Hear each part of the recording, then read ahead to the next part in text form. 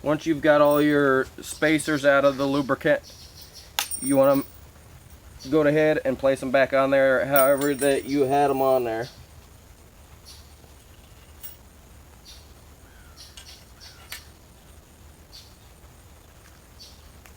Make sure that your stem and everything is clean. Like I said, I'll probably take it apart and lubricate it later, but I'm going to drop lubricant on it.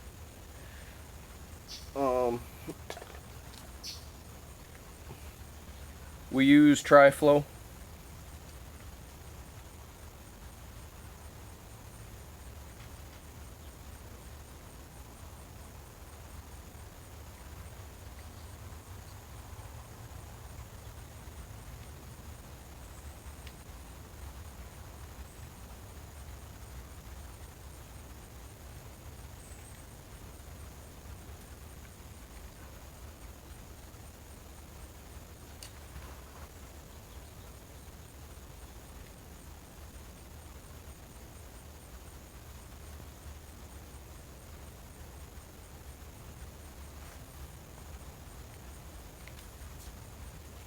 You're going to place your stem back over the steer tube.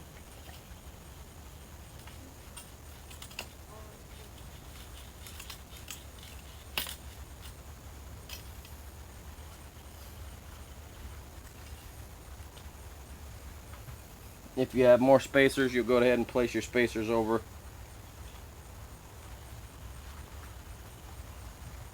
Once you've done that,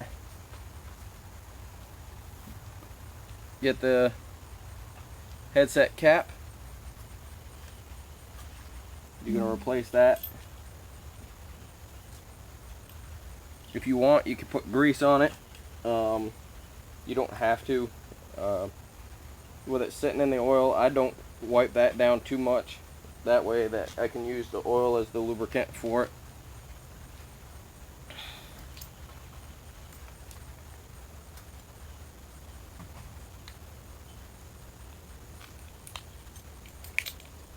And get my Allen wrench back out and tighten it back down. Again, this one is the 4mm.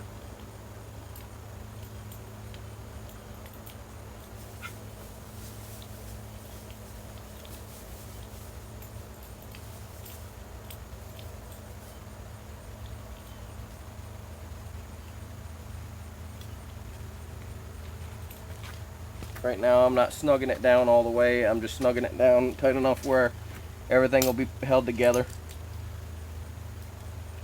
I gotta wipe down this brake. Brady's taking care of the wheel set and the big components.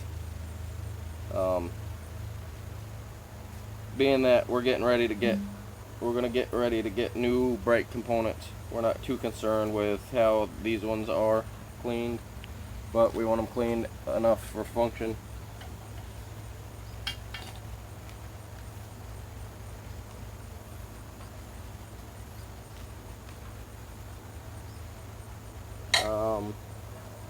Let's see. From there, we'll go ahead and put the seat on.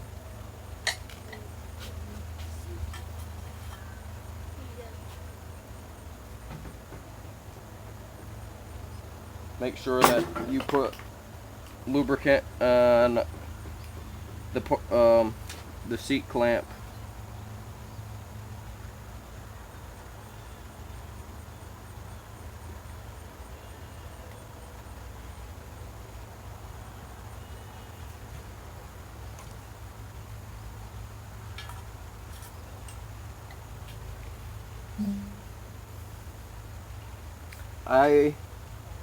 I'll take and put a little bit of grease on the seat post. Ours doesn't have a big seat post, so it's not really a big concern too much. But the ones that have the longer seat posts, you really want to do that because they can seize up inside of it.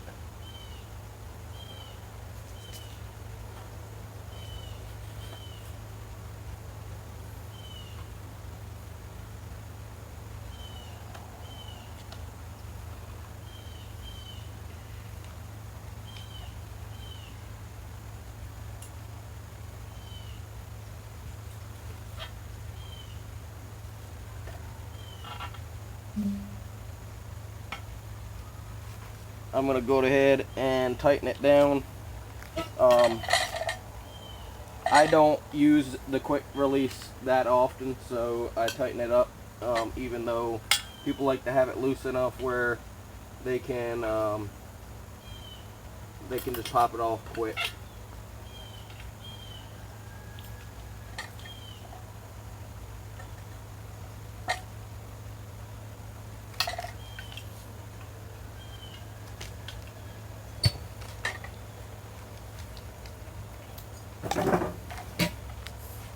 Now I'm going to go ahead and I will replace the bottom bracket parts. Again, they've been all sitting in the oil, so I'm going to wipe them down. I will put grease inside of them. You can use any type of grease for this as well. Park Tool makes a really good one, and then the one that I use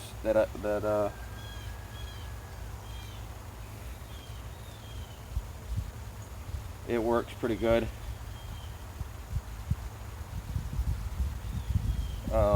You don't have to go crazy with it, but you don't want to have stuff getting stuck in the frame or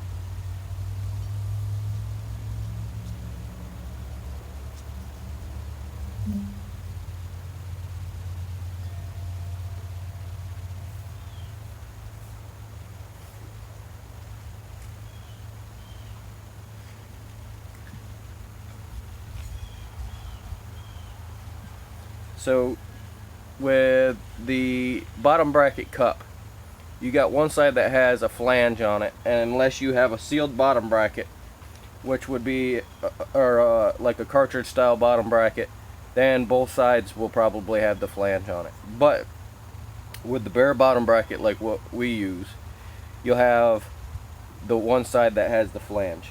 That goes on your drive side.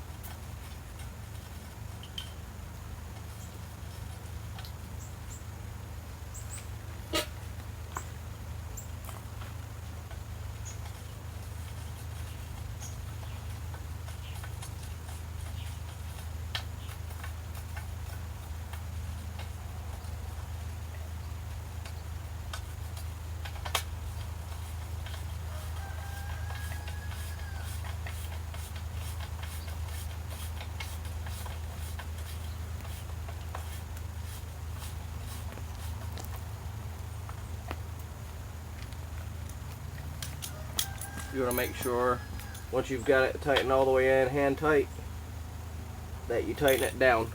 I know that there were some people saying that they were having a problem with it backing off. I've not had any issues. I don't use Loctite. I don't like to use Loctite for the same reasons as when we were at Nationals, and there was a bike that the bottom bracket got stuck in it. So take your bottom bracket back out, wipe it down, check the bearings to make sure that they move freely. There's no major issues with them. If there is, you can pop this seal out and re-grease that.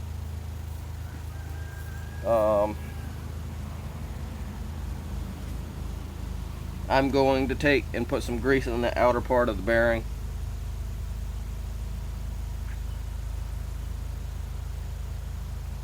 Even though I put it inside the cup, I like to put it on the bearing surface too, that way I can make sure that it gets where it needs to go.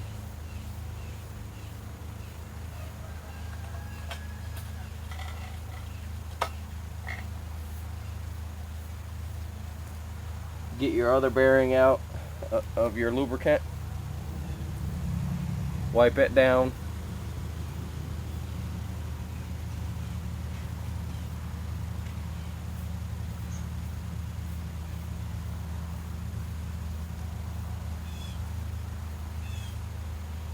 You can put the grease on the inside of it or whatever. Our other bearing, we don't take it all the way off unless we're getting ready to repack it. But being that this one's already off, we'll go ahead and do the inside and the outside of it.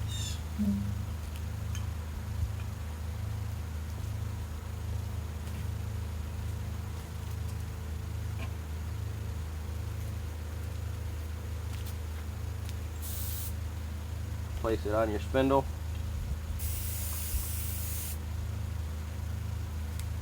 Get your other bearing cup out.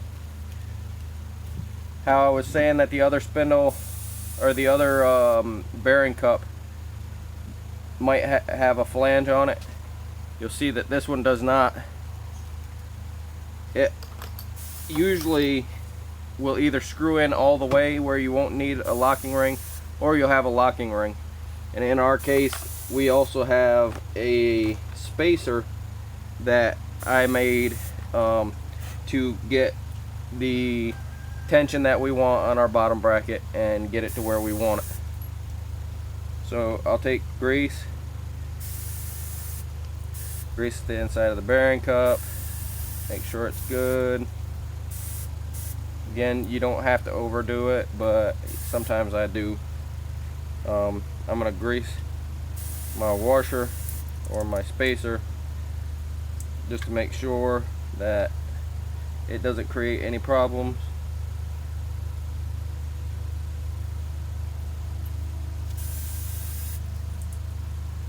I'm going to place my spacer inside my bearing cup.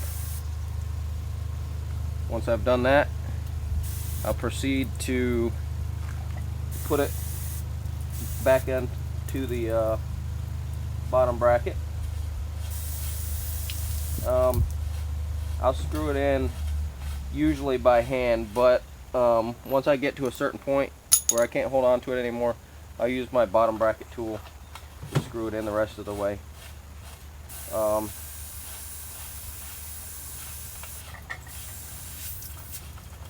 What I'll do is I'll crank it down. There's no movement in my bottom bracket. So from there, I back it back off. See, there's slight movement, but there's drag. I'll back it off a little bit more, and it'll free it up.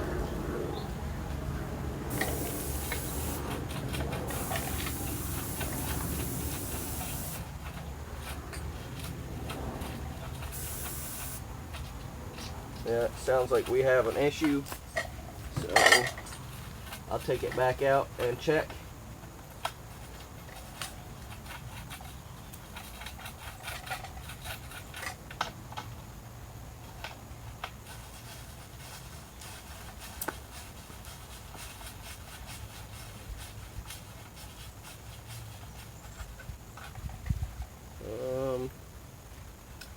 I don't see.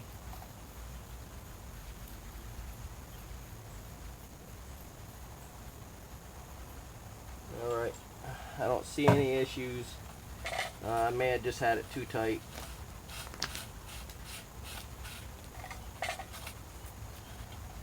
Now, when you tighten this down, you want to make sure that you don't have too much side-to-side movement.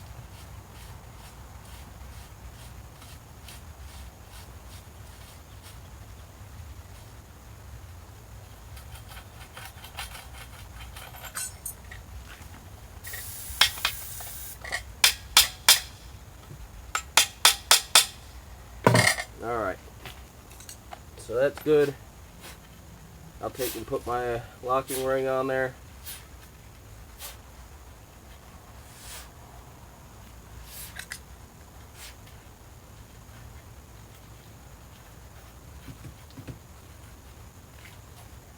When I do this, I use my bottom bracket removal tool to hold, because otherwise